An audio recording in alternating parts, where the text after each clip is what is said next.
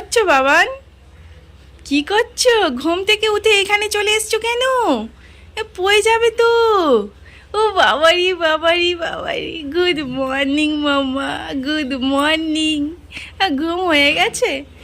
এই দেখো, এইখানে জায়গাটা ওর এত ফেভারিট হয়ে গেছে, ঘুম থেকে উঠেই জানলার সামনে চলে এসছে।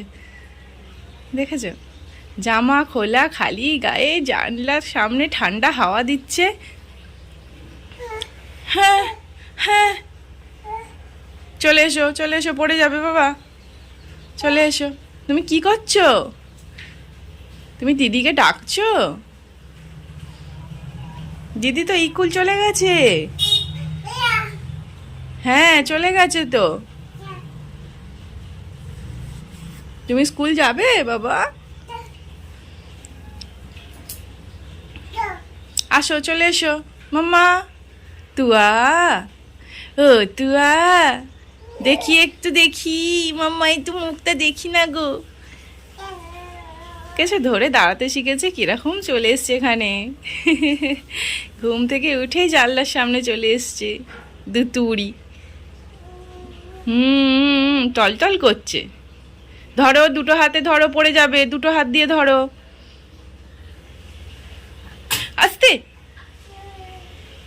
হ্যালো এভরিওয়ান, তোমাদেরকে গুড মর্নিং জানিয়ে আজকের ব্লগটা আমি শুরু করলাম। আশা করি তোমরা সবাই ভীষণ ভালো আছো, আর আমরাও কিন্তু খুব ভালো আছি। তো চলে এসেছি তোমাদের কাছে আরও একটা নতুন ব্লগ নিয়ে। আর এখানে এই যে দেখো, এগুলো কিন্তু সজনা ফুল। তোমরা কে কে চেনো একটুখানি কমেন্ট করে জানিও। আর হচ্ছে ফুলগুলো কালকে রাত্রিবেলা নিয়ে এসেছিলো, তো কালকে রাতেই না একটু বেছে রাখলে মনে হয় ভালো হতো। কারণ আজকে সকালে উঠে দেখছি মানে পাপড়িগুলো না পুরো হলুদ হয়ে গেছে। মানে মনে হচ্ছে যেন ফেলে দিলেই ভালো হয়, কিন্তু সজনা ফুলের জানো তো এখন অনেক দাম, মিনিমাম তোমার 300 টাকা এরকম কিলো। তো তাই জন্য মানে ফেলাও যাবে না, তাই ভাবলাম এগুলোকে ভালো করে বেছে নিয়ে একটু জলে ভালো করে ধুয়ে এগুলোকে রান্না করে নেওয়া যাক। আর এই সিজনে সজনা ফুল খাওয়াটা কিন্তু ভীষণই শরীরের পক্ষে ভীষণ ভালো। আর সকালবেলা না এই ফুলটা আমি একটুখানি আলু দিয়ে ভাজা করেছিলাম। আর আমার এই ফুলের মানে বড়া খেতে না ভীষণ ভালো লাগে, আর খেতে কিন্তু খুব টেস্টি হয়। যারা মানে কোনো দিন বানিয়ে বড়া খাওনি, তারা একটুখানি এইভাবে একটু বড়াটাকে বানিয়ে একটু খেও। একটু লঙ্কার গুঁড়ো, একটু হলুদের গুঁড়ো, আর একটু কালো জিরে আর বেসন দিয়েই আমি বানাবো। তো এর বড়াটা কিন্তু খেতে আমার ভীষণ ভালো লাগে, তাই জন্য আমি একটু বড়াটাও বানাবো ভাবলাম। আর তুয়া এখন কিন্তু ভীষণ দুষ্টু হয়ে গেছে। দেখতেই পেলে সকালবেলা উঠেই ওই জানলার কাছে রোজ মানে গিয়ে আর কি, পাশের বাড়ির একটা বাচ্চা মেয়ে আছে, ওকে দিদি দিদি বলে ডাকে। ওই জানলা দিয়েই ওর মানে পাশে বাড়ি, ওই জানলার কাছে গিয়েও সারাক্ষণ মানে ঘুম থেকে ওঠা মানে জানলার কাছে এখন ধরে দাঁড়াতে শিখেছে। ওটা ধরে দাঁড়াবে আর সমানে ওকে ডেকে যাবে, দিদি দিদি করে ডেকে যাবে। আর বাচ্চাটা আমাদের বাড়িতেও আসে, ওর সাথে মাঝে মাঝে এসে একটু খেলা করে, তাই জন্যই ওকে আরও ভালো করে না চিনে গেছে। আর ও জেনে গেছে যে ওটাই দিদির বাড়ি, সারাক্ষণ দিদি দিদি করতে থাকে। আর তোমাদের সাথে দেখো গল্প করতে করতে এখানে কিন্তু আমার সজনা ফুলের বড়াগুলো রেডি হয়ে গেছে। আর এই বড়াগুলো জানো তো গরম গরম খেতে কিন্তু ভীষণ ভালো লাগে, কিন্তু গরম খাওয়ার ভাগ্য আর এখন আমাদের নেই, কারণ এখন মাম্মাকে স্নান করাবো, তারপরে ওকে খাওয়াবো। আর হ্যাঁ, খাওয়াবো বলতে মনে পড়লো, ওকে কিন্তু আজকে মাছ ভাজা দিয়ে ভাত দেবো। তো ফার্স্ট টাইমই মাছ ভাজা দিয়ে ওকে ভাতটা দেবো। দেখা যাক মানে ও খায় কি না, একটু অন্যরকম টেস্ট হবে। আর আমি মানে চেষ্টা করি ওকে অন্য অন্য খাবার খাওয়ানোর, যাতে ও ভালোভাবে খায়। তুয়ার দিদিভাই চলে এসছে তুয়ার সাথে খেলু করতে, ওকে স্নান করিয়ে দিয়েছি, এখন একটু খেলু করবে। আর এর মধ্যেই আমি যত তাড়াতাড়ি পারবো কাজগুলো একটু কমপ্লিট করবো, তারপরে মাম্মাকে খাওয়াবো।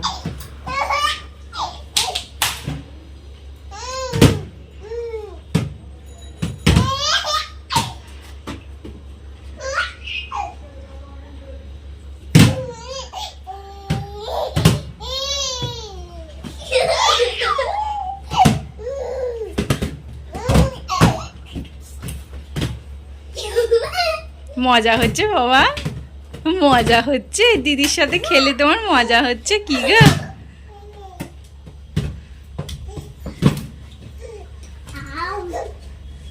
খেলো খেলো, দুজন মিলে খেলো।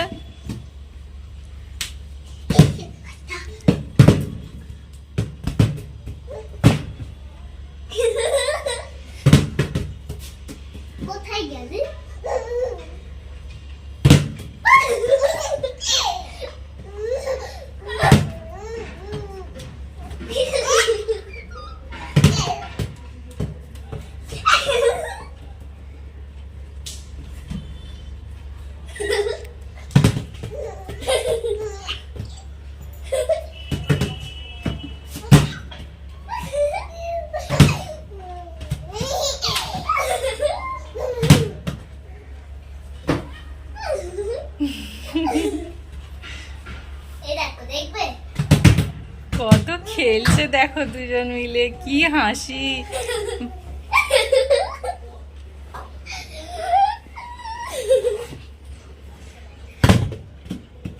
কোথায় গেল টুকি?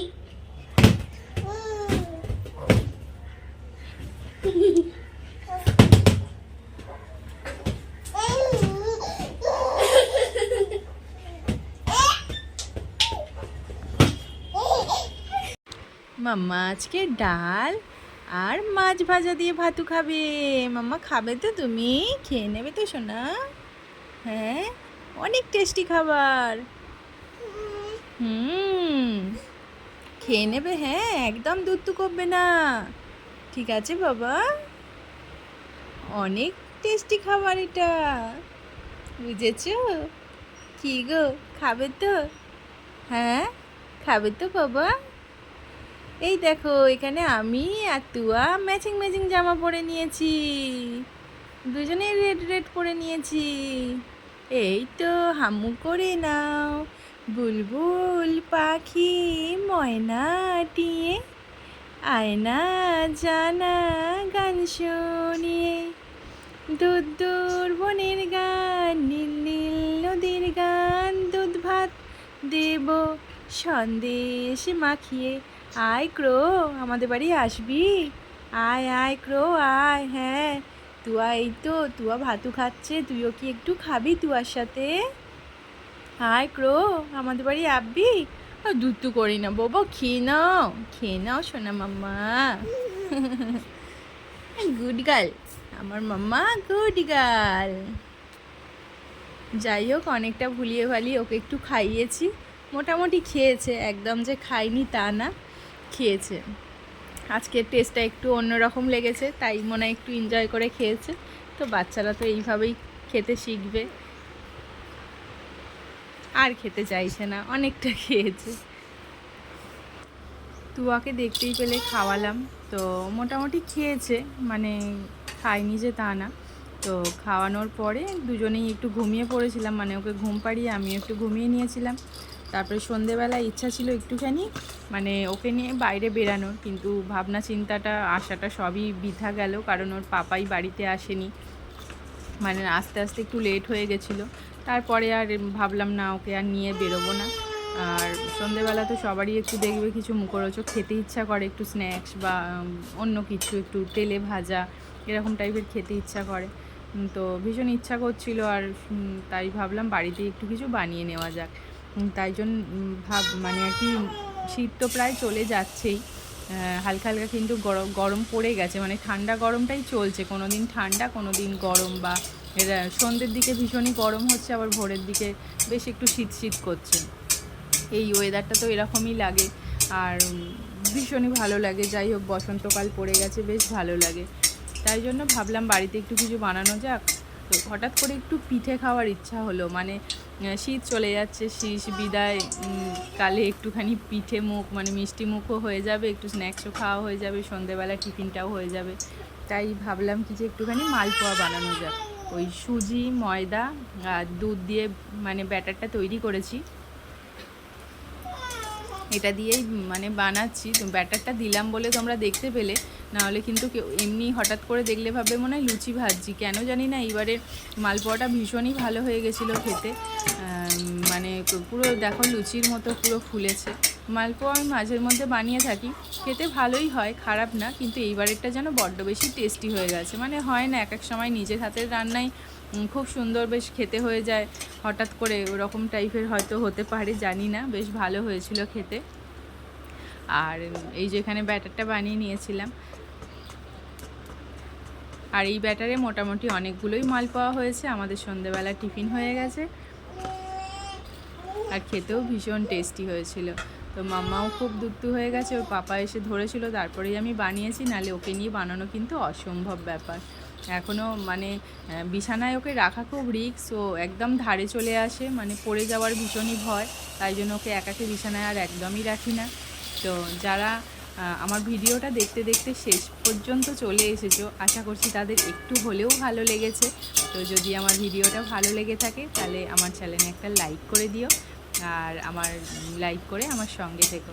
তো আজকের মতো ভিডিওটা আমি এখানেই শেষ করলাম।